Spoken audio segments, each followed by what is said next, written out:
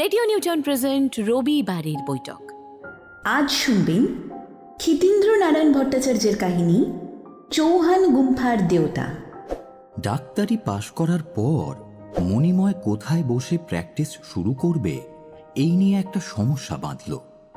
বাড়ির সকলের ইচ্ছে সে কলকাতাতেই বসুক, বাড়িতে একটা ডাক্তার থাকা ভালো। নতুন ডাক্তার হলেও ছোটখাটো এটা ওটা ব্যাপারে অনেক সুবিধে আছে।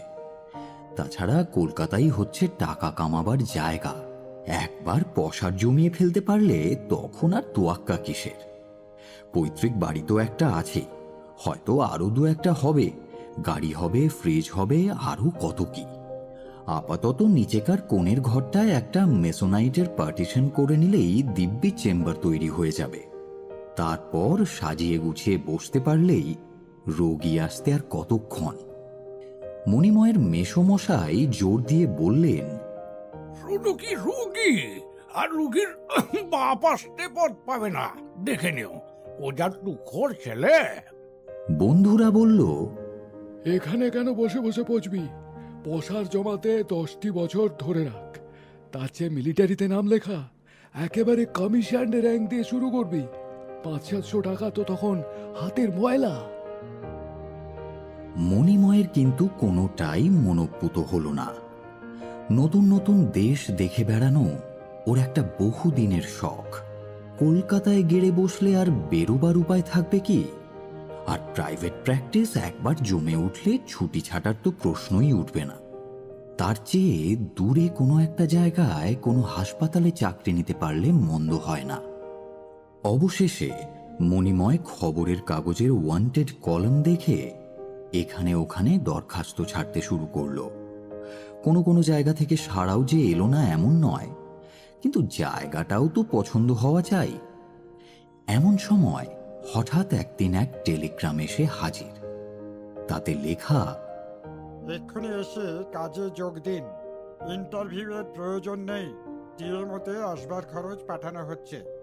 টেলিগ্রাম এসেছে সুদূর রাজস্থান থেকে। পাঠিয়েছেন 50গড় স্টেটের মহারাজের প্রাইভেট সেক্রেটারি।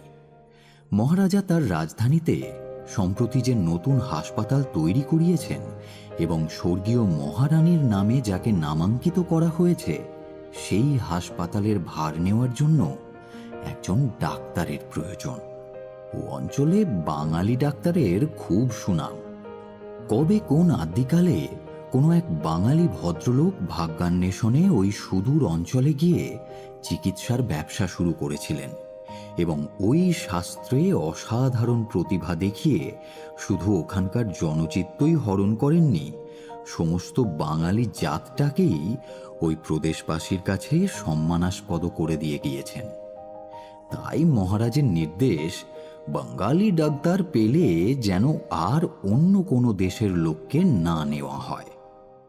যে কখানি দরখাস্ত পড়েছিল তার মধ্যে মণিময়ের দরখাস্তখানাই ছিল একমাত্র বাঙালির। তাই এই জরুরি তলব। বাড়িতে দু একজন আপত্তি তুলেছিলেন, কিন্তু মণিময় তাতে বিশেষ কান দিল না।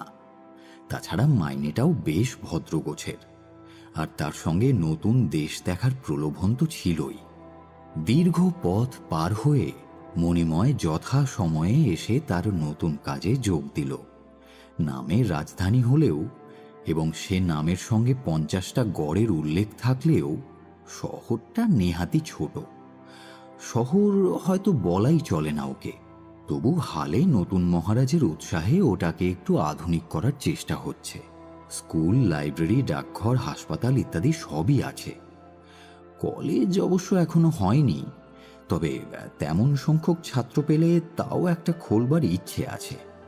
শহরটা বড় না হলেও প্রাকৃতিক দৃশ্য কিন্তু এখানকার অপরূপ।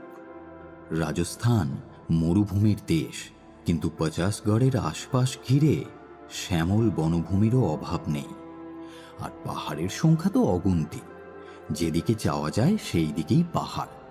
কোনোটা একেবারে কাছে, মনে হয় 2 পা এগোলেই গিয়ে ছোঁয়া যাবে, আবার কোনোটা ঝাপসা মেঘের মতো দূর আকাশের গায়ে যেন লেপ্টে আছে। মোটের ওপর জায়গাটা ভারী ভালো লেগে গেল মণিময়ের। অধিবাসীরা অবশ্য সকলেই রাজস্থানী, কিছু আদিবাসীও আছে, ভিল এবং অন্যান্য খণ্ড জাতের। তাদের সংখ্যাও নেহাত কম নয়। অল্প কয়েকজন গুজরাটি এবং সিন্ধিও আছে। তারা সবাই ব্যবসায়ী, কিন্তু বাঙালি আছে মণিময় ছাড়া মাত্র একটি পরিবার, স্থানীয় ডাকঘরের পোস্টমাস্টার। তা তিনিও বহুদিন ধরে এদেশে বাস করে করে অনেকটা এদেশিদের মতোই হয়ে গেছেন। তবে বাংলাটা ভুলে যাননি। লোকটি খুব আলাপি। প্রথম দিনেই এসে যে বাড়ি বয়ে আলাপ করে গেছেন এবং রবিবার দুপুরবেলা খাবার নিমন্ত্রণ পর্যন্ত করে গেছেন। বলেছেন এখানে তো কারো সঙ্গে বাংলায় বাতচিত করার ফুরসত মেলে না, তাই একজন খাস বঙ্গালীকে পেয়ে মাস্টার মশাইয়ের গৃহিণী কথা বলার জন্য খুব উৎসুক হয়ে উঠেছেন। মণিময় মেহেরবানি করে গেলে তারা সত্যিই বড় খুশ হবেন। প্রথম কয়েকটা দিন হাসপাতালের কাজকর্ম বুঝে নিতে একরকম করে কেটে গেল। অবশ্য এ ব্যাপারে কম্পাউন্ডারজিও প্রচুর সাহায্য করলেন। তিনি স্থানীয় প্রবীণ, কাজেই মণিময়ের কোনো অসুবিধে হল না। নার্স ছিল, কাজে বিশেষ অভিজ্ঞ না হলেও কাজ শেখার উৎসাহ দেখা গেল সকলেরই। তাছাড়া কাজের দায়িত্ব সম্বন্ধে তারা বেশ সচেতন মনে হল। সুতরাং মণিময়ের কাজ দুদিনেই বেশ হালকা হয়ে এলো এবং কয়েকদিন পরেই বিকেল নাগাদ বেশ খানিকটা অবসরও মিলতে লাগল। এই সময়টুকু মণিময় যতদূর সম্ভব ভ্রমণের কাজে খরচ করতে লাগল। এ অঞ্চলে বেড়ানোর জায়গার অভাব নেই। পাহাড় আর বন একত্র ঘেঁষাঘেঁষি করে দাঁড়িয়ে আছে। মাঝে মাঝে রুক্ষতাও যে নেই তা নয়, কিন্তু সে যেন সৃষ্টিতে খানিকটা বৈচিত্র্য আনার জন্যই। রোগীর সংখ্যা এখনো তেমন বাড়েনি। হাসপাতালের অনেক বেড খালি পড়ে থাকে। আউটডোরের রোগী বেশি। তারা সকালের দিকেই আসে। অনেককেই দূরের গাঁ থেকে আসতে হয়, ফলে বিকেলে এলে সেদিন আর ঘরে ফেরা সম্ভব নয়। সুতরাং বিকেলের দিকে কাজ থাকে না বললেই চলে। এ অঞ্চলে যাতায়াতের বাহন হিসেবে এখনো পর্যন্ত সাধারণত ঘোড়াই ব্যবহার করার রেওয়াজ। মণিময়েরও বাহন একটি সুপুষ্ট টাট্টু। হাসপাতাল থেকেই সেটি তাকে দেওয়া হয়েছে। অবশ্য বড় ঘোড়াও ছিল, কিন্তু মণিময়ই সাহস করে নেয়নি। বাঙালির ছেলে, ঘোড়ায় চড়ার অভ্যেস কোনোদিনই ছিল না, এখন দায়ে পড়ে চড়তে হচ্ছে।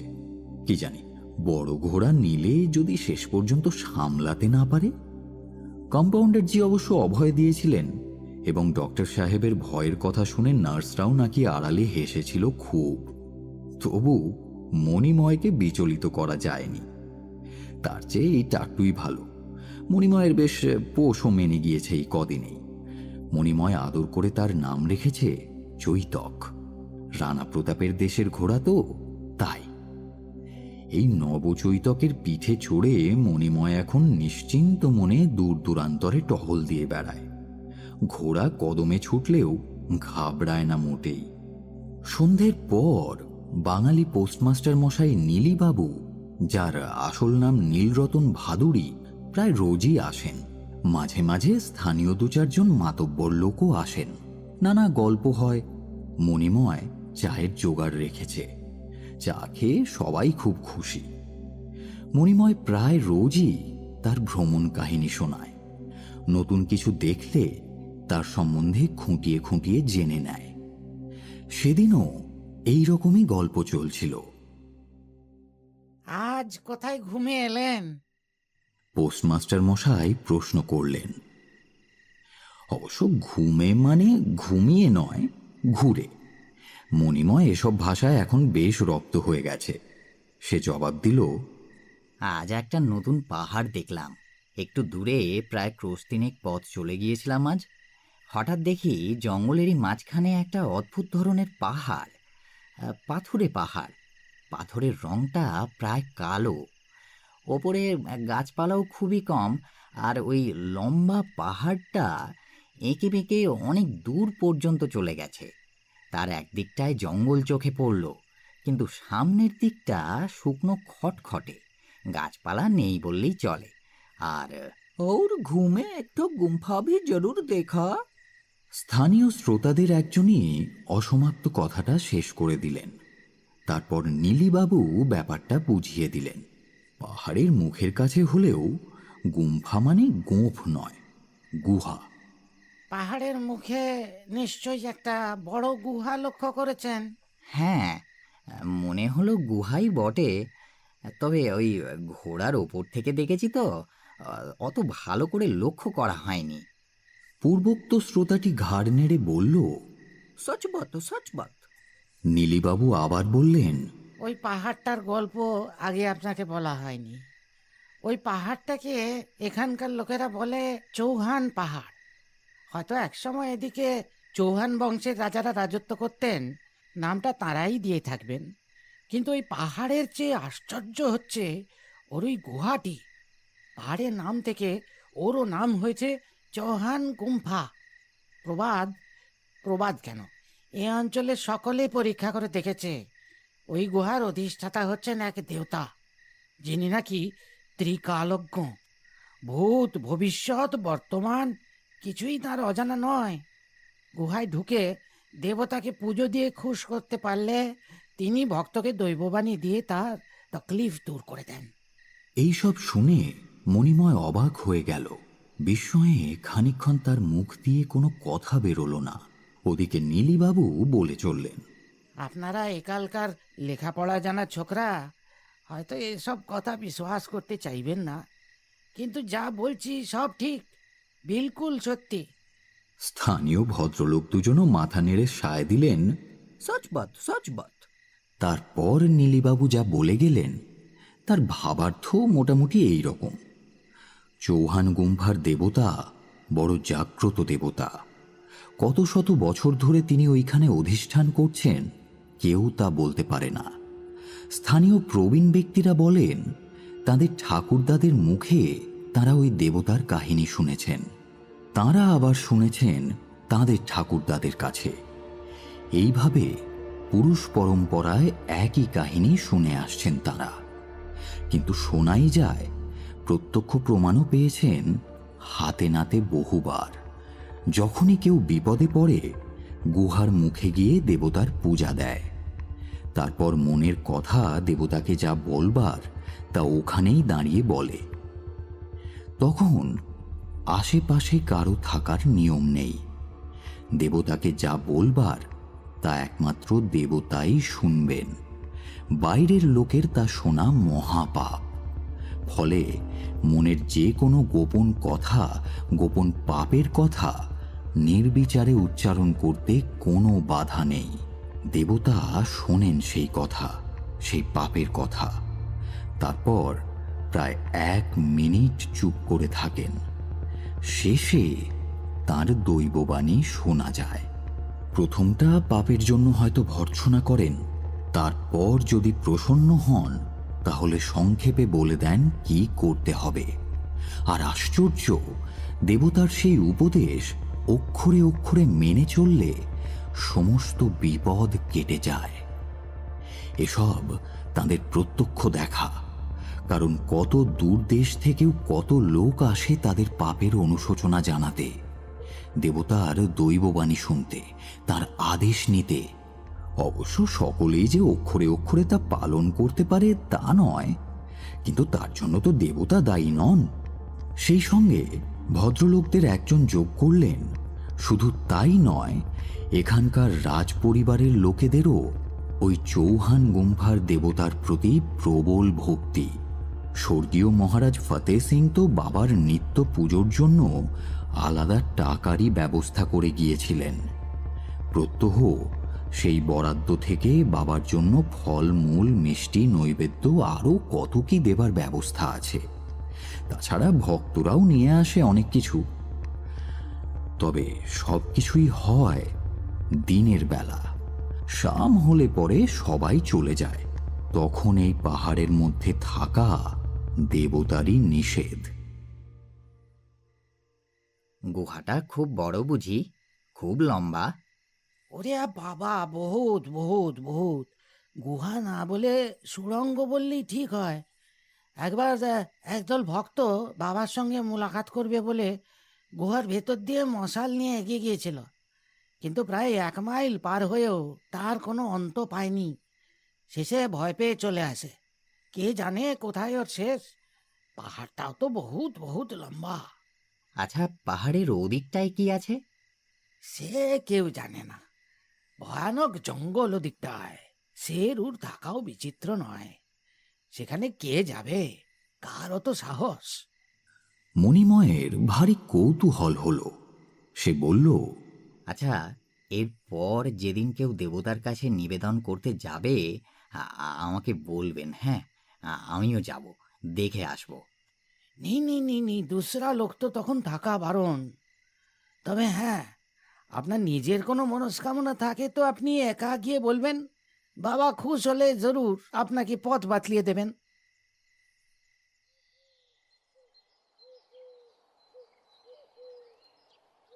রবিবার দুপুরে বিশেষ কোনো কাজ ছিল না। মণিময় ভাবল একটা লম্বা ঘুম দিয়ে নেবে। তারপরই তার মনে পড়ল অনেকগুলো চিঠি জমে আছে, জবাব দেওয়া হচ্ছে না। না ঘুমিয়ে আজ বরং সেই কাজটাই সেরে ফেলা যাক। বিশেষ করে সমীরণকে একটা চিঠি না দিলেই নয়। সমীরণ মণিময়ের বাল্যবন্ধু, একেবারে অন্তরঙ্গ বন্ধু। ফিজিক্সের ছাত্র, সম্প্রতি একটা প্রাইভেট কলেজে প্রফেসরি করছে। ভারী দিলদরিয়া তার মেজাজ, আর কোনো কিছুতেই তার কোনো ভয় ডর নেই। তার ওপর দেশ ভ্রমণের নেশা তারও প্রবল। বেশ একটা লম্বা চিঠি লিখে ফেলল মণিময় সমীরণকে। চিঠির শেষে লিখল, তুই দেশ বেড়াতে ভালোবাসিস, কিন্তু আমি যেখানে আছি এই রকম জায়গায় বোধহয় কখনো আসিসনি। সামনের ছুটিতে চলে আয় না, দেখবি প্রকৃতির বৈচিত্র্য কাকে বলে। পাহাড়, ময়দান, জঙ্গল আর মরুভূমি যেন জায়গাটা দখল করার জন্য পাল্লা দিয়ে চলেছে। লোকগুলোও সব সেরকম। কতক ব্যবসা বুদ্ধিতে ধুরন্ধর, কতক একেবারে সেই আদিম যুগের সরলতার প্রতিমূর্তি। কথাবার্তা, চালচলন সব কিছুতেই। তাছাড়া এখানকার খণ্ডজাতিদের রীতিনীতিও বড় অদ্ভুত। যতই দেখবি ততই অবাক লাগবে। আর সবচেয়ে অবাক করা জিনিস দেখবি এখানকার চৌহান গুম্ফা, যার কথা তোরা বিজ্ঞানীরা হয়তো বিশ্বাসই করতে চাইবি না, কিন্তু আমি নিজে সেদিন গিয়ে পরীক্ষা করে দেখে এসেছি, একেবারে সত্যি। এইটুকু লিখে তারপর মণিময় চৌহান গুম্ফার কাহিনী বেশ বিশদ করে গুছিয়ে জানালো। শেষে লিখল, তোর তো এখন কোনো ঝক্কি নেই, কলেজ বন্ধ হলেই চলে আয় না, তোদের তো বছরে 6 মাসই ছুটি। কিন্তু চিঠি পাওয়ার 1 সপ্তাহের মধ্যেই যে সমীরণ সত্যি সত্যি চলে আসবে, মণিময় তা ভাবতে পারেনি। কিন্তু সত্যি সত্যি যখন এলো, তখন আর তার আনন্দ ধরে না। এখানে হাজার হোক সবাই স্বল্প পরিচিত, যতই খোশ গল্প করো না কেন, যাকে বলে প্রাণ খুলে কথা বলা, তার হয় কই। এইবারে সে দুঃখ ঘুচবে। সমীরণ একাই এলো বটে, কিন্তু সঙ্গে নিয়ে এলো দুটো ভারী ভারী সুটকেস। ওকে, এত বড় বড় দুটো সুটকেস বয়ে নিয়ে এসেছিস কেন? রাজ্যের সরঞ্জাম সব সঙ্গে করে এনেছিস বুঝি? তা এনেছি। আমার সরঞ্জাম মানে তো বই। ভাবলাম যখন যাচ্ছি পুরো ছুটিটাই কাটিয়ে আসবো। আর সত্যি বলতে কি, কলকাতায় বসে পড়াশুনো একদম হচ্ছিল না, তাই বইও নিয়ে এলাম যতগুলো পারি। বেড়াবার ফাঁকে ফাঁকে বাকি সময়টা বই নিয়ে কাটানো যাবে। তুই তো হাসপাতাল নিয়ে ব্যস্ত থাকবি, তখন আমি কি করব? আরও একটা টাট্টু ঘোড়ার ব্যবস্থা করে নিল মণিময় সমীরণের জন্য। ঘোড়ায় চড়া সমীরণের অল্প স্বল্প অভ্যেস ছিল, একদিনের চেষ্টাতেই সে রীতিমতো পোক্তও হয়ে উঠল। ঘোড়াটার একটা নাম রাখ, বুঝলি? হাসতে হাসতে কথাটা সমীরণকে বলল মণিময়। নাম? তা বেশ তো, তোর তো চৈতক, আমি আরেক কাঠি এগিয়ে যাই। আমার ঘোড়ার নাম হোক উচ্চৈশ্রবা। উচ্চারণ করতে একটু খটোমটো লাগবে ঠিকই, কিন্তু তা লাগুক। স্বয়ং দেবরাজ ইন্দ্রের ঘোড়ার নাম তো একটু খটোমটো হবেই। তবে ওর চেয়েও কত খটোমটো ল্যাটিন নাম আমাদের মুখস্থ করতে হয় বল। উচ্চৈশ্রবা তো তার কাছে ডাল ভাত।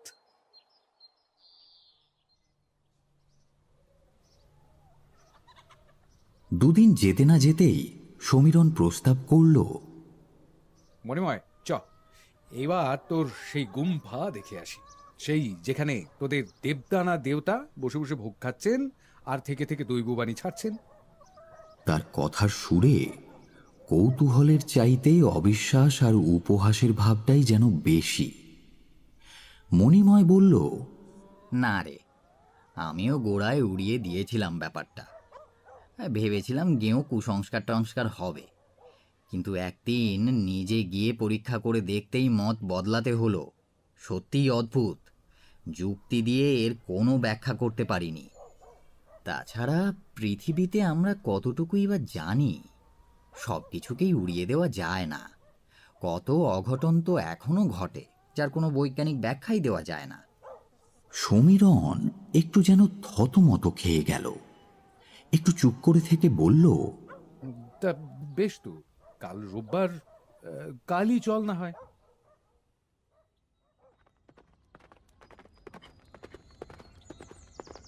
পাহাড়ি পথে দুটো টাট্টু খটখট করে ছুটে চলেছে। ঘোড়সওয়ার দুজনেই বাঙালি এবং দুজনেই বয়সে তরুণ। চারিদিকের দৃশ্য নয়নাভিরাম। এক জায়গায় এক ঝাঁক বনময়ূর স্বচ্ছন্দ চিত্তে ঘুরে বেড়াচ্ছে। একসঙ্গে এত ময়ূর ওরা কোনো দিন দেখেনি।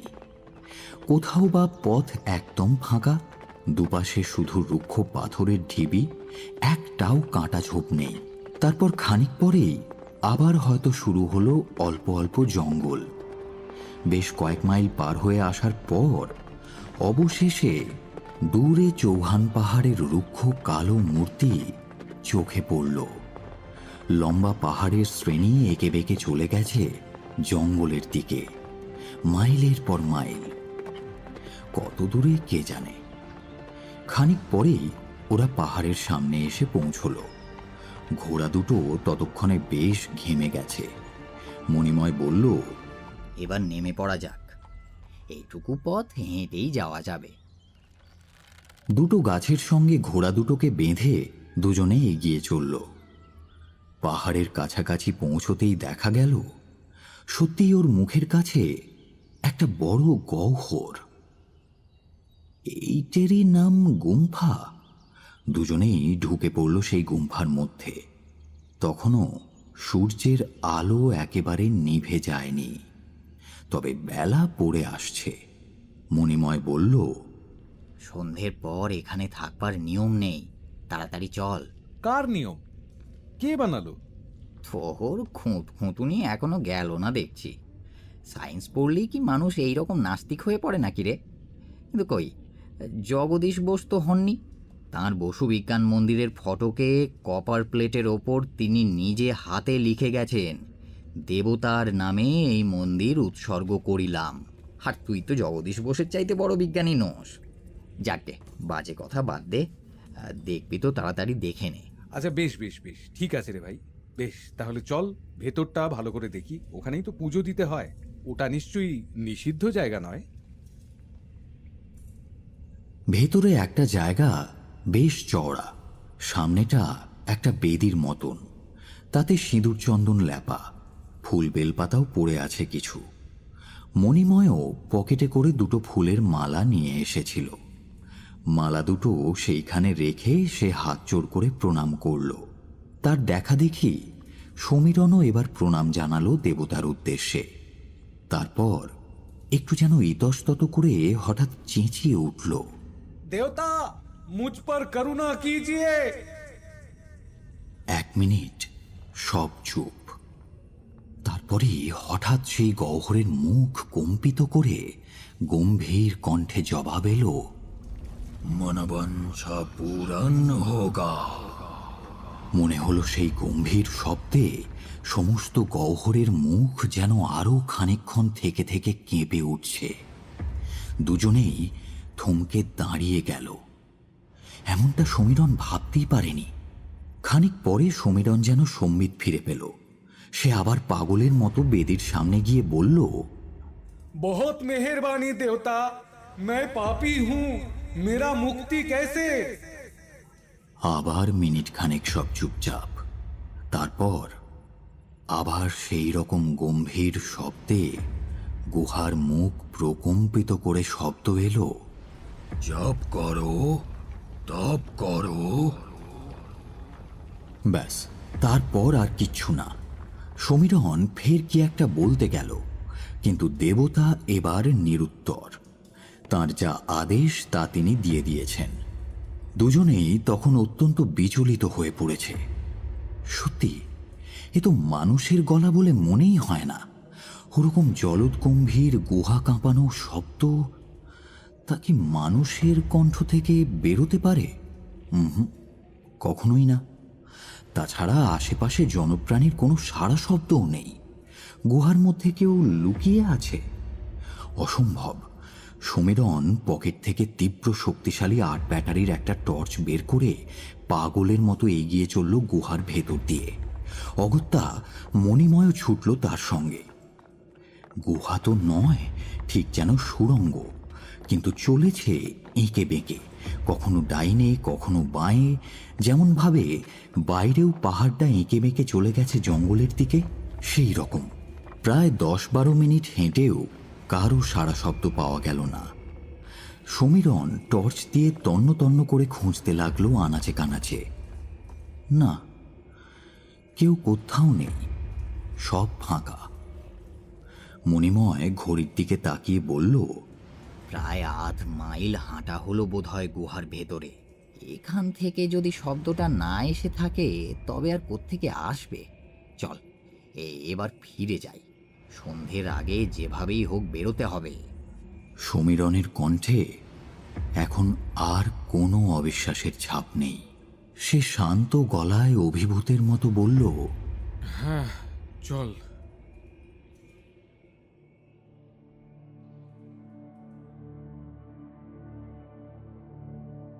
সারা রাত ছটফট করছিল সমীরণ। রাতে একেবারে ঘুম এলো না। এ কি কাণ্ড! সত্যি কি দেবতা তাকে অভয় দিলেন? কি তার মনোবাঞ্ছা সে নিজেই জানে না। জপ তপ করবে, কিন্তু কি করবে ওসবে তার কোনোদিন বিশ্বাসই নেই। ছেলেবেলায় পড়তো ছাত্রানাং অধ্যয়নাং তপ, ছাত্রদের তপ হচ্ছে অধ্যয়ন। কিন্তু সে তো আর এখন ছাত্র না। অধ্যাপকদের তপ কি তবে অধ্যাপনা নাকি? না, সে আর ভাবতে পারছে না। সকালে চা খাওয়ার পর মণিময় বলল, তুই তো এখনই বই নিয়ে বসবি, আমি বরং যাই, হাসপাতালটা একবার ঘুরে আসি গে। সোমবার অন্য দিনের চাইতে রুগী আবার একটু বেশি আসে। না, আজ আর পড়তে ভালো লাগছে না রে। আমিও একটু ঘুরে আসি। পথঘাট তো চেনাই হয়ে গিয়েছে, তাছাড়া হাঁটবারও প্রয়োজন নেই। ঘোড়ায় চড়াও বেশ রপ্ত হয়ে গেছে আমার।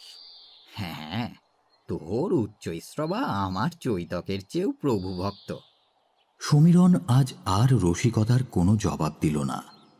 তার অন্যমনস্ক ভাবটা তখনও কাটেনি। সমীরণ ফিরল বেশ বেলা করে। মণিময় তার আগেই হাসপাতাল থেকে ফিরে এসেছে। কোথায় ছিলি এত বেলা অবধি? ধুলোয় যে সারা শরীর মাখামাখি হয়ে গেছে একেবারে। সকালের রোদে আবার সেই চৌহান পাহাড়টা দেখে এলাম। বাইরে কতটা লম্বা মেপে দেখবার ইচ্ছে ছিল, কিন্তু প্রায় 3 মাইল গিয়ে ওর শেষ পেলাম না। ওর উধারটা এত জঙ্গল যে এগোনোও গেল না আর। সন্ধেবেলা নীলরতনবাবুরা এলেন। আজ শুধু চৌহান পাহাড় নিয়েই ওদের গল্প হলো। কত বিস্মৃত ঘটনা, কত অলৌকিক ঘটনা একে একে সব বলে গেলেন নীলিবাবু আর তাঁর সঙ্গী সেই সেদিনের রাজস্থানী ভদ্রলোকটিও। তিনি আগের মতোই সব কথায় থেকে থেকে সায় দিচ্ছিলেন। ওদের কাছে জানা গেল চৌহান গুম্ফার দেবতা শুধু রাজস্থানীদের কাছেই নমস্য নন, ওখানকার আদিবাসীরাও তাকে ঠিক ভগবানের মতোই মান্য করে। ওরা বলে তিনটি দেবতা। কথাটা সম্ভবত ত্রিমূর্তি থেকে এসেছে, মানে ওই ব্রহ্মা বিষ্ণু মহেশ্বর। এরাই কি সেই ত্রিমূর্তি, নাকি শিবেরই 3টে রূপ? সমীরণ পরদিন সকালবেলাতেও বই নিয়ে বসতে পারল না। একটু বেলা হতেই উসখুস করতে লাগলো। তারপর এক ফাঁকে ঘোড়া নিয়ে বেরিয়ে পড়ল সে। সেদিনও ফিরল অনেক দেরি করে। পরপর ৩-৪ দিন একই রকম ঘটনা ঘটল। মণিময় ঠাট্টা করে বলল, কি হলো বলতো তোর? নাস্তিক যখন আস্তিক হয় তখন তার এই রকম হয় বুঝি? বেশ আছি বাবা আমরা, ঠাকুর দেবতায় বিশ্বাস করে এসেছি বরাবর, কোনো অনিদ্রা ব্যাধি ধরেনি। কিন্তু তোর এটা কি হলো বলতো? কোনো সাধু সন্ন্যাসীর দেখা সাক্ষাৎ পেয়ে গেছিস নাকি? দীক্ষা টিক্ষা নিবি এবারে? হ্যাঁ? সমীরণ অন্যমনস্কভাবে বলল, তা সত্যিকার সাধুর দেখা পেলে দীক্ষা নিতে দোষ কি? মণিময় এই রকম জবাবের জন্য একদম প্রস্তুত ছিল না। সে একটু থতমতই খেয়ে গেল। কিন্তু পাহাড়টা একবার ঘুরপাক খেয়ে আসতেই হবে। যদি সত্যিই দেবস্থান হয় তবে তো পাহাড় পরিক্রমায় অখণ্ড পুণ্য সঞ্চয় হয়, যেমনটা কৈলাস পাহাড় পরিক্রমা করলে হয়। কিন্তু এবেলা যদি আর তা না হয়, না, সমীরণ মহা সমস্যায় পড়েছে। তার ফিজিক্স কোথায় তলিয়ে গেছে। ফিলোসফি এসে তাকে আমূল নাড়িয়ে দিচ্ছে যেন। কিন্তু ফিলোসফি বা বলা কেন, এ যেন তার চেয়েও বেশি। যুগ যুগ ধরে ভারতীয় যোগীরা হয়তো এরই সন্ধানে সংসারকে তৃণের মতো তুচ্ছ জ্ঞান করে বেরিয়ে এসেছেন। কিন্তু একটা থিওরি তখনও তার মাথায় থেকে থেকে উঁকি মারছিল। সেইটাই সে একবার শেষবারের মতো পরখ করে দেখতে চায়। তাই পরদিন আবার ঘোড়া নিয়ে বেরিয়ে পড়ল সমীরণ। আজ খুব ভোরে, চা খাওয়া পর্যন্তও অপেক্ষা করল না। কাল সে দেখেছে মাইল ৩ যাওয়ার পর একটা ঘাস গজানো অস্পষ্ট রাস্তা পাহাড়ের পাশ থেকে বেরিয়ে কোনাকুনিভাবে চলে গেছে। নেহাতি পায়ে চলা সরু রাস্তা, আর সে রাস্তা যে কালে ভদ্রে ছাড়া ব্যবহার করা হয় না এই রকম মনে হয় না। তাছাড়া সে রাস্তা ধরে এগোলে পাহাড় থেকে আরো দূরে চলে যাওয়ার সম্ভাবনাই বেশি। তবু মনে হয়েছিল ও পথটায় বোধহয় তত জঙ্গল নেই। আজ সে তাই এদিকটাই ঘুরে আসবে বলে ঠিক করেছিল। সেজন্যই একটু তাড়াতাড়ি বেরোনো দরকার। আজ সে যাওয়ার সময় পিঠে বন্দুকটাও বেঁধে নিয়েছে। একেবারে জনহীন অজানা জায়গা, কোথাও বুনো জানোয়ার টানোয়ার সামনে পড়লে আত্মরক্ষার জন্যও এটা দরকার বটে। সেই নতুন উল্টোমুখী পথটা খুঁজে বার করতে আজ আর তেমন কষ্ট হলো না। উচ্চৈস্রবাকে ঠিক মতো দানাপানি খাওয়ানোয় তার মেজাজটাও ছিল চাঙ্গা। সে সওয়ারকে নিয়ে নতুন রাস্তায় জোর কদমেই চলতে লাগল। প্রায় মিনিট 15 চলবার পর দেখা গেল পথটা আবার বেঁকে পাহাড়ের দিকেই মোড় নিয়েছে। সমীরণ খুশি হলো দেখে। হ্যাঁ, সত্যিই তাই। একটু বাদেই পথটা একেবারে চৌহান পাহাড়ের গা ঘেঁষে চলতে লাগলো। আর আশ্চর্য, এদিকটায় জঙ্গল প্রায় নেই বললেই চলে। আরো মাইল 2 যেতেই দেখা গেল পাহাড়টা ঢালু হতে হতে একসময় সমতল ভূমিতে ঠেকেছে। অর্থাৎ ওখানেই তার শেষ। সমীরণ আবার খুশি হলো। তাহলে পাহাড়টা পরিক্রমা করা হয়তো অসম্ভব হবে না। এবারে পাহাড়টা চক্কর দিয়ে উল্টো দিকে চলতে লাগলো সমীরণ, অর্থাৎ শহরের দিকে। যদিও শহর ওখান থেকে বহুদূর, মাঝে মাঝে পথ একেবারে মুছে গেছে, মাঝে মাঝে জঙ্গলও আসছে, কিন্তু ঘোড়া চালাবার পক্ষে একেবারে অসম্ভব জায়গা নয়। দূরে চারিদিকে ধুধু করছে রাজস্থানের মরুপ্রান্তর। আশেপাশে 2-4 ক্রোশের মধ্যে মানুষ তো দূরস্থ, কোনো জীবিত প্রাণী আছে বলেও মনে হয় না। তবে এখানে ওখানে গাছের ওপর কচ্ছিত কদাচিৎ 2-4টে নাম না জানা পাখির দেখা পাওয়া গেল। বনময়ূরও এক জায়গায় দেখা গেল কয়েকটা। ঘোড়ার রাশ আলগা করে সমীরণ বসে রইল তার পিঠে। ঘোড়া আপন মনে চলতে লাগলো। যেতে যেতে এক জায়গায় গিয়ে থমকে দাঁড়ালো ঘোড়াটা। কি ব্যাপার? আরে, সামনের জঙ্গল থেকে আর একটা ঘোড়া যেন চড়তে চড়তে বেরিয়ে আসছে। বুনো ঘোড়া তো নয়, পিঠের ওপর চটের গদি বসানো, জিন লাগানো। অর্থাৎ শুধু ঘোড়া নয়, তাহলে ঘোড়সওয়ারও আছে। সমীরণ বন্দুকটা হাতে করে নেমে পড়ল ঘোড়া থেকে। ঘোড়াটাকে একটা বাবলা জাতীয় গাছের সঙ্গে বেঁধে ধীরে ধীরে এগিয়ে চলল সেই জঙ্গলের দিকে, যেদিক থেকে অন্য ঘোড়াটা বেরিয়ে এসেছিল। কিন্তু এত ঘন জঙ্গলেও লোক কি থাকতে পারে? এই যে একেবারে দুর্ভেদ্য অরণ্য। সমীরণ তবু পিছু হটল না। তার থিওরি সে পরখ করে দেখবেই। খানিকটা এগিয়ে যেতেই কিন্তু দেখা গেল বাইরে থেকে দুর্ভেদ্য মনে হলেও ভেতরটা একটা ছোট লতা বনের মতো। মানুষের পায়ের রেখায় সেখানেও মনে হলো একটা পায়ে চলা পথের সৃষ্টি হয়েছে। সমীরণ সেটা ধরেই এগিয়ে চলল। পথটা যেন পাহাড়ের দিকেই চলে গেছে। খুব বেশি দূর তাকে যেতে হলো না। একটু পরেই সে পাহাড়ের তলায় এসে গেল। আর সেই পাহাড়ের জঙ্গল ঢাকা মুখে যা দেখল, তাতে তার চোখের দৃষ্টি স্থির হয়ে গেল। এদিকেও পাহাড়ের মুখে একটা বড় গহ্বর, দিব্যি চকচকে ঝকঝকে। অর্থাৎ এখানেও যে মানুষের গতিবিধি আছে তা বুঝতে কষ্ট হয় না। সমীরণ কয়েকবার ইতস্তত করে গুহার মধ্যে ঢুকে পড়ল।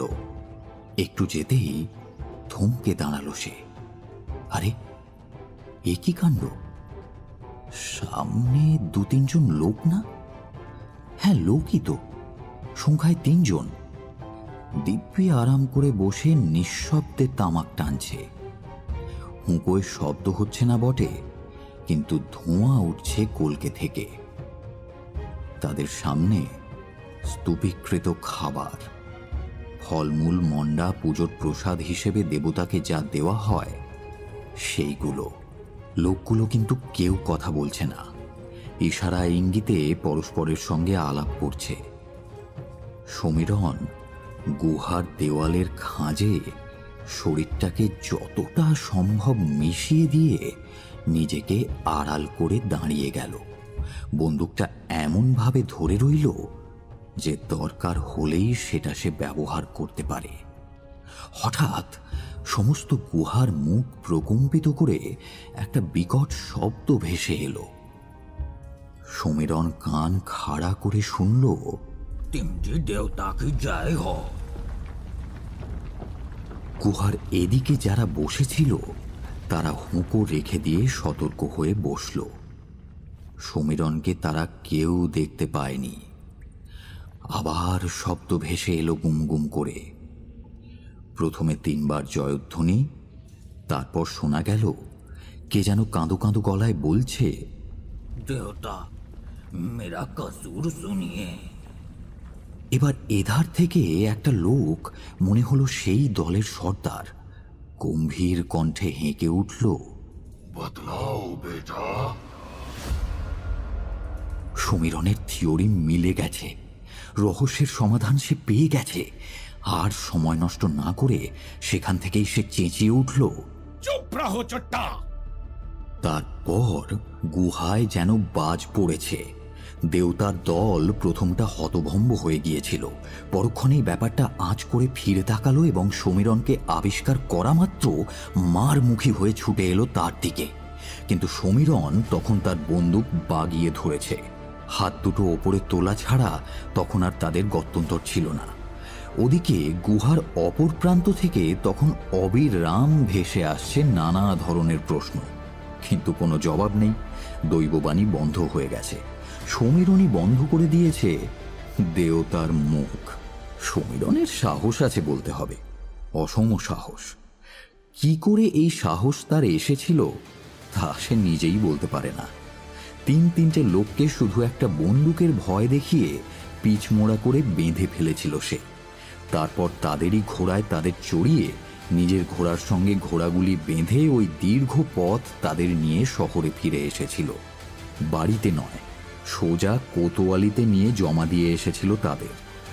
বলাই বাহুল্য, এত কাণ্ডের পর ফিরতেও প্রায় সন্ধে হয়ে গিয়েছিল তার। মণিময় তো ভেবেই আকুল। এই ব্যাপার নিয়ে সমস্ত 50 গড় ঘিরে কয়েকদিন ধরে তুমুল আন্দোলন চলে এবং তারপর মামলা শুরু হলে ওই অঞ্চলের কাগজগুলিতে ফলাও করে তার বিবরণ বার হয়। সেই সময় যারা ওখানে ছিল তারা সবাই জানে। বলা বাহুল্য, সমীরণই ছিল ওই মামলার প্রধান এবং একমাত্র সাক্ষী। অবশ্য পরে মহারাজার পুলিশ ফোর্স গিয়ে সরেজমিনে তদন্ত করে যে রিপোর্ট দিয়েছিল তাও নেহাত কম কৌতূহলোদ্দীপক নয়।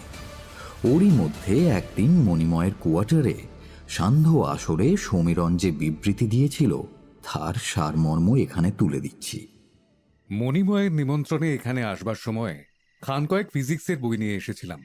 তার মধ্যে শব্দবিজ্ঞানের ওপরও কয়েকখানা বই ছিল। ওই নিয়েই তখন আমি পড়াশোনা করছিলাম কিনা। এখানেও এসে যে সেই বই এত কাজে লাগবে তা কে ভেবেছিল। বরাবরই আমি একটু নাস্তিক, ফলে গুহার মধ্যে দেবতার দৈববাণী এই সেই প্রাচীন গ্রিক পুরাণে পড়লেও বর্তমান যুগে হজম করা আমার পক্ষে সত্যিই কষ্টকর ছিল। আমার বৈজ্ঞানিক যুক্তি বারে বারে এসে এই বিশ্বাসে বাধা দিচ্ছিল। যাই হোক, সত্যি কথা বলতে কি, মণিময়ের সঙ্গে প্রথম যেদিন চৌহান গুহায় যাই সেদিন সেই দৈববাণী প্রত্যক্ষ করে খুবই বিচলিত হয়ে পড়েছিলাম। কারণ গুহার মধ্যে সুড়ঙ্গ পথে প্রায় আধ মাইল গিয়েও তন্ন তন্ন করে খুঁজে ওর অন্য কোনো রহস্য উদ্ধার করতে পারিনি। মনে আছে সেদিন সারা রাত ঘুম আসেনি চোখে। বারে বারে মনে হচ্ছিল, তবে কি এতদিনে যা কিছু জেনেছি সব ভুল? দেবতার অভিশাপ, দেবতার আশীর্বাদ এ শুধু মানুষের মন গড়া কল্পনা নয়, বাস্তবেও এর প্রমাণ প্রত্যক্ষ করা যেতে পারে। প্রথমটা মনে হলো হয়তো তাই হবে, আমারই ভুল। নইলে পুরুষ পরম্পরায় যে ঘটনা ঘটে আসছে এবং এখানে যেটাকে একটা ঐতিহাসিক ব্যাপার বলে মনে করা হয় তা কি ভুল হতে পারে? তবু যুক্তি দিয়ে বারবার বিচার করতে গিয়ে মন সায় দিচ্ছিল না। তাই পরদিনই সকালবেলা ভালো করে পরীক্ষা করে দেখবার জন্য পাহাড়টা আবার ঘুরে এলাম। এরকম কয়েকদিন চলল। পাহাড়টার ওপাশে ঘন জঙ্গল থাকায় ওর শেষ খুঁজে পেলাম না। এদিকে আগেই বলেছি, এই সময় আমি শব্দবিজ্ঞান নিয়ে নাড়াচাড়া করছিলাম। শব্দ যে আসলে বাতাসের ঢেউ ছাড়া আর কিছু নয় এ আপনারা জানেন। অবশ্য বাতাস ছাড়া অন্য কোনো জিনিসের মাধ্যমে ঢেউ তুলতে পারলেও শব্দ পাঠানো যায়। তবে আমাদের চারদিকেই বাতাসের সমুদ্র থাকায় সাধারণত যেসব শব্দ আমরা শুনি তার ঢেউ বা পরিভাষায় যাকে বলে শব্দ তরঙ্গ, তা বাতাসের ভেতর দিয়েই ধাক্কা খেয়ে চলে। এখন আলো যেমন কোনো জায়গায় পড়লে ঠিকরে আসে, শব্দের বেলাতেও ঠিক তাই হয়। আলোর বেলায় আমরা ভালো বাংলায় বলি আলো প্রতিফলিত হচ্ছে, শব্দের বেলায়ও তেমনই বলা যায়, শব্দও প্রতিফলিত হতে পারে। গুহার ভেতর সুড়ঙ্গ পথে চলতে গিয়ে আমি দেখেছিলাম যে সুড়ঙ্গ ঠিক সোজা বেরিয়ে যায়নি, এঁকে বেঁকে ব্যাঁকা চোরা পথে এগিয়ে গেছে। তো আমার সন্দেহ হলো, আচ্ছা এমনও তো হতে পারে যে গুহার এমুখে কোনো শব্দ করলে তা ব্যাঁকা চোরা দেওয়ালে ঠক্কর খেতে খেতে ওপাশে গিয়ে হাজির হবে। ক্যারাম খেলার রিবাউন্ড করার সঙ্গে এর খানিকটা সাদৃশ্য আছে, কিংবা বলতে পারি ব্যাপারটা অনেকটা প্রতিধ্বনির মতো। কিন্তু প্রতিধ্বনির শব্দ ঠক্কর খেতে খেতে বেরোবার পথ না পেলে তবেই আবার ফিরে আসে। কোনো বড় গম্বুজের নিচে দাঁড়িয়ে এরকম আওয়াজ করলে সে আওয়াজ প্রায় সবটাই কি করে আবার প্রতিধ্বনি হয়ে ফিরে আসে তা আপনারা জানেন। কিন্তু সুড়ঙ্গের অপর মুখ যদি খোলা থাকে তবে ওই শব্দ ধাক্কা খেয়ে খেয়ে এগিয়ে চললেও শেষ পর্যন্ত ফিরে আসবে না, ও মুখ দিয়ে তা বেরিয়ে যাবে। গুহার ওই মুখে যদি কেউ বসে থাকে তবে সে ওই শব্দ ওখানে বসে বসেই শুনতে পাবে, কারণ ধাক্কা খেলে শব্দের তীব্রতা বড় একটা কমে না, বরং তার গাম্ভীর্য আরও বেড়ে যায়। এও পরীক্ষা করেই জানা গেছে। এইভাবে সামান্য শব্দ ধাক্কা খেতে খেতে মাইলের পর মাইল চলে যেতে পারে এবং তত দূরে বসেও তা স্পষ্ট শুনতে পাওয়া এমন কিছু অসম্ভব নয়। এখন যদি এবার কেউ গুহার ওই মুখে বসে একই রকমভাবে কোনো শব্দ করে, তাহলেও সেই শব্দ আবার ধাক্কা বা ঠক্কর খেতে খেতে গুহার এ মুখে এসে হাজির হবে, আর এদিকে যে লোক থাকবে সেও ওই শব্দ শুনতে পাবে, বেশ জোরালো এবং গম্ভীর সুরে। এখন আপনারা হয়তো জানেন শব্দের গতি সেকেন্ডে প্রায় 341 মিটার। সুতরাং আমার থিওরি যদি ঠিক হয় তাহলে সুড়ঙ্গটা মাইল 3 লম্বা হলে তবেই তার এক মুখ থেকে অন্য মুখে শব্দ পৌঁছতে লাগবে প্রায় আধ মিনিট। যদি কেউ ওই শব্দ শুনবার পর ওদিক থেকে কিছু বলে তবে তাও এদিকে আসতে লাগবে প্রায় আধ মিনিট। তাহলে দাঁড়াচ্ছে কি, এদিকের কোনো লোক যদি তথাকথিত দেবতাকে উদ্দেশ্য করে কোনো কথা বলে, তবে তার জবাব সে শুনতে পাবে পুরো 1 মিনিট পরে, যদি সঙ্গে সঙ্গেই জবাব দেওয়া হয়। এখানেও ঠিক তাই হচ্ছিল। কাজেই তখন আমার মনে হলো, আমার থিওরি সত্যি কিনা জানতে হলে আগে জানা দরকার সুড়ঙ্গ বা গুহাটা সত্যি কত বড়, এবং তার অন্যদিকে আর কোনো খোলা মুখ আছে কিনা। সুড়ঙ্গের ভেতর দিয়ে মণিময়ের সঙ্গে অনেকটা গিয়েও তার যে কোনো শেষ পায়নি তা মণিময়ের নিশ্চয়ই মনে আছে। তো তখন মনে হলো, বাইরে থেকে পাহাড়টা একবার চক্কর দিয়ে আসতে পারলে ওটা কতটা লম্বা জানা যাবে, এবং কোনো খোলা মুখ থাকলে তাও সহজেই ধরা পড়বে। কয়েকদিনের চেষ্টাতেও যখন পাহাড় চক্কর দেওয়ার পথ খুঁজে পেলাম না, তখন সত্যি একটু দমে গিয়েছিলাম। কারণ পাহাড়ের বাইরে দিয়ে ঘোরা যত সহজ, সুড়ঙ্গের ভেতর দিয়ে যাওয়া তত সহজ নয়। আর হেঁটে পাক্কা 3 মাইল সুড়ঙ্গ ভাঙা তো আমার পক্ষে প্রায় অসম্ভবই বলা চলে। কিন্তু শেষে হঠাৎ পাহাড়ের মাঝামাঝি জায়গায় উল্টো দিকে বেরোনো একটা অস্পষ্ট পায়ে চলা পথ দেখে কেমন খটকা লাগলো। পথটা যদিও অন্য দিকে গেছে, কিন্তু জঙ্গলের মধ্যে ওদিকে কোথায় যাবে? আশেপাশে কোনো গ্রাম আছে বলে শুনিনি। তবে কি লোককে ভাঁওতা দেওয়ার জন্য অমনভাবে পথটা কেউ ঘুরিয়ে দিয়েছে? তা যদি হয়, তবে আবার ওটা পাহাড়ের গা ঘেঁষে চলে আসবেই। দেখলাম সত্যি তাই। আর তারপরেই পাহাড়ের সীমানা খুঁজে পাওয়া গেল। পাহাড় চক্কর দিয়ে যখন ফিরে আসছি, তখন দৈব হঠাৎ আমাকে সাহায্য করলো। ওই যে কথায় বলে, পুরুষকারকে দৈব সাহায্য করে, আমার মধ্যে হয়তো একটু পুরুষকার ঢু মেরে থাকবে। যাই হোক, ওটা না হলে হয়তো আসল রহস্যটা ধরা মুশকিল হতো। একটা জিন লাগানো ঘোড়া হঠাৎ পাহাড়ের গা ঘেঁষা জঙ্গল থেকে বেরিয়ে এলো। বুঝলাম, জিন যখন লাগানো আছে তখন সবারও আছে। কিন্তু ওই দুর্ভেদ্য জঙ্গল থেকে পোষা ঘোড়া বেরিয়ে এলো কি করে? সাহসে ভর করে এগিয়ে গেলাম। একটু খুঁজতেই একটা লতাবন পাওয়া গেল, আর তার খানিক পরে অবাক হয়ে দেখলাম পাহাড়ের এমুখেও একটা বড় গহ্বর। হয়তো সবটাই স্বাভাবিক গুহা, খানিকটা কেটে তৈরি করে নেওয়াও অসম্ভব নয়। তাহলে কি আমার অনুমান সত্যি? হ্যাঁ, ঠিক তাই। ভেতরে ঢুকেই দেখি 3 মূর্তিমান বসে নিঃশব্দে হুঁকো টানছে। তাদের সামনে স্তূপীকৃত ফলমূল, ভক্তেরা যা আগের দিন দেবতার জন্য দিয়ে গেছে। সন্ধ্যের পর ওগুলো তুলে নিয়ে আসতে কোনো বাধা নেই, কারণ তখন দেবতার আজ্ঞায় ওটি সাধারণের নিষিদ্ধ এলাকা। তাহলে খাওয়া জুটছে ভালোই। শুধু খাওয়া নয়, দক্ষিণাও নিশ্চয়ই আছে সঙ্গে। তাছাড়া স্বয়ং মহারাজা ফতেহ সিং এর বরাদ্দের কথা তো আগেই শুনেছি। লোকগুলো কিন্তু কথা বলছিল ইশারায়। হুঁকো এমনভাবে টানছিল যাতে কোনো শব্দ না হয়। তার কারণও সহজেই বোঝা গেল। জোরে কথা বললেই তা গুহার গায়ে ঠক্কর খেতে খেতে একেবারে ও মুখে চলে যাবে। আর তাহলে হয়তো দেবতার ভক্তেরা ধরে ফেলবে যে তাদের তিমডি আসলে তাদেরই মতো রক্তমাংসের মানুষ। তবে হ্যাঁ, ত্রিমূর্তির জায়গায় 3 মূর্তিমান। ভাগ্যিস বন্দুকটা সঙ্গে ছিল। তারই ভরসায় আত্মগোপন করে একটু দাঁড়াতেই সব রহস্যের অবসান হলো। তারপর ওই বন্দুকের উপরই ভরসা করে সাহসে ভর দিয়ে ওদের গ্রেপ্তার করলাম। ভাগ্যিস ওদের কাছে কোনো অস্ত্র ছিল না, আর অতর্কিতে আমার এই বন্দুক ধরা, ব্রিচেস পরা বাঙালি চেহারা দেখে ওরা হয়তো খুবই ভড়কে গিয়েছিল। টু শব্দটি না করে ধরা দিল। নইলে বাধা দিলে একা 3 জন গাট্টা দেবতাকে কবজা করা আমার একার পক্ষে অসম্ভব ছিল। তারপর ওদের এতটা পথ টেনে এনে কোতোয়ালিতে জমা দিয়ে একটা ডায়েরি করাতে যে প্রায় সন্ধে হয়ে যাবে, এতে আর বিচিত্র কি? নীলরতনবাবু বললেন, কিন্তু ওই দেবতা তো বহু পুরুষ ধরে এরকম দৈববাণী দিয়ে আসছিলেন। আমাদের ঠাকুরদার আমলেও তো এরকম হয়েছে। সমীরণ হেসে বলল, হ্যাঁ, ওই বুজরুকিও বংশগত। এক ধরনের লোক আছে যারা এইভাবে পরের মাথায় কাঁঠাল ভেঙে লোক ঠকিয়ে খায়, এবং নিজে গত হওয়ার আগে কৌশলটি পরের পুরুষকে শিখিয়ে দিয়ে যায়। খোঁজ নিয়ে দেখুন, এদের বাপ ঠাকুরদারাও নিশ্চয়ই ওই কর্মই করে গেছেন, এবং এদের ছেলেপিলেরাও হয়তো ইতিমধ্যে এই বিদ্যায় তালিম নিতে শুরু করে দিয়েছে। তবে বাহাদুরি আছে বলতে হবে। এত বছর ধরে এমন গোপনে কার্যোদ্ধার করা বড় সহজ কথা নয়। আরো আশ্চর্য, এই গুহার এদিককার মুখটা চিরকালই এমন দুর্ভেদ্য জঙ্গলের আড়ালে লুকোনো ছিল যে এত বছরেও কেউ সেটার অস্তিত্ব টের পায়নি। অবশ্য দেবতার ওপর অসীম বিশ্বাসও হয়তো এর একটা কারণ। ওদিকটা খুঁজে দেখবার কথা কারো হয়তো মনেও হয়নি কোনোদিন। মণিময় বাধা দিয়ে বলল, আহা সমীরণ, তুমি ভুলে যাচ্ছ এটা কাদের দেশ। দেবতার নামে এখানে এমন একটা মোহ আছে যার ফলে তথাকথিত বুদ্ধিজীবীরাও অনেক কিছু বিশ্বাস করে বসে। এই আমি তো। নীলরতনবাবুর সঙ্গী ভদ্রলোকটি আবারও মাথা নাড়তে নাড়তে বললেন, সচবাত সচবাত।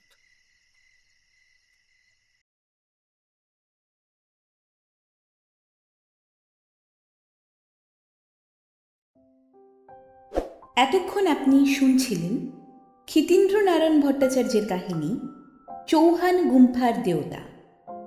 অভিনয় শান্তম এবং সায়ন, নাট্যরূপদান Nargis, editing and sound design Shubhayan, পরিচালনা সায়ন। শুনতে থাকুন রেডিও নিউ টাউন। আগামী সপ্তাহে আবার আপনার জন্য নিয়ে আসব আমাদের নতুন নিবেদন।